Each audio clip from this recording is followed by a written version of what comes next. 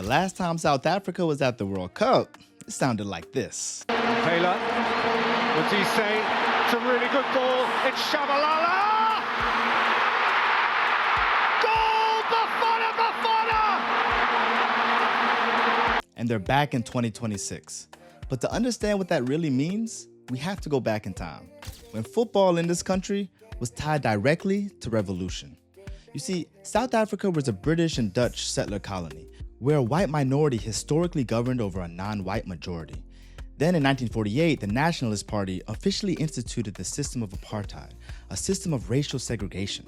But apartheid wasn't just about separation. It was a system built to control land, labor, and movement. The white minority government classified every person by race, forced black South Africans into townships, and stripped them of political rights in their own country. Passbooks meant you needed permission to move and work, and if you resisted, the state responded with violent repression. Even football wasn't spared. The game was segregated, resources were unequal, and South Africa was banned from global competition. Then came 1976. Students in Soweto organized against a new policy. They were being forced to learn in Afrikaans, the language of the apartheid regime. Thousands of students peacefully marched on June 16th to demand change. In response, police met them with tear gas and then live ammunition. The peaceful march turned into a massacre. Children were shot in the streets. Images of their bodies spread across the world. And something shifted. The massacre turned into the Soweto uprising, and a generation agreed that this system would not reform itself. It would have to be fought. Out of this context emerged James Mange, who joined thousands of South African youth that went into exile in places like Angola, Tanzania, and Zambia to join the MK, the military wing of the African National Congress. This wasn't symbolic resistance anymore. This was preparation for armed struggle against apartheid. In 1978, he returned to South Africa, and when their plan to attack a police station failed, Mange and 11 others were arrested and sentenced to death for conspiring to overthrow the government.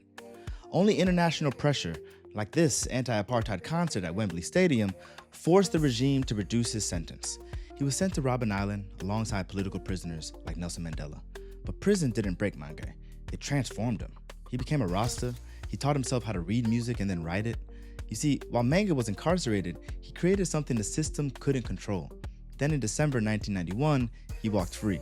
And like many shaped by that struggle, he didn't separate culture from politics. He formed a reggae band, the Whiplashes, to spread messages of anti-apartheid and black liberation.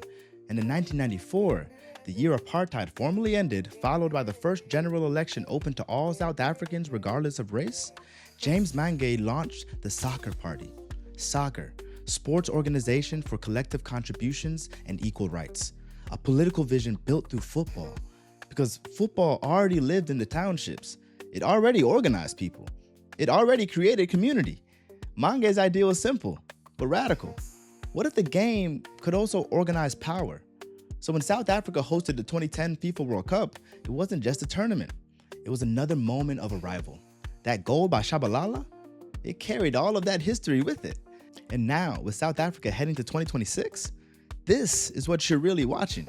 Not just a team, but a history where football became a tool, a language, and a way to build freedom from the ground up.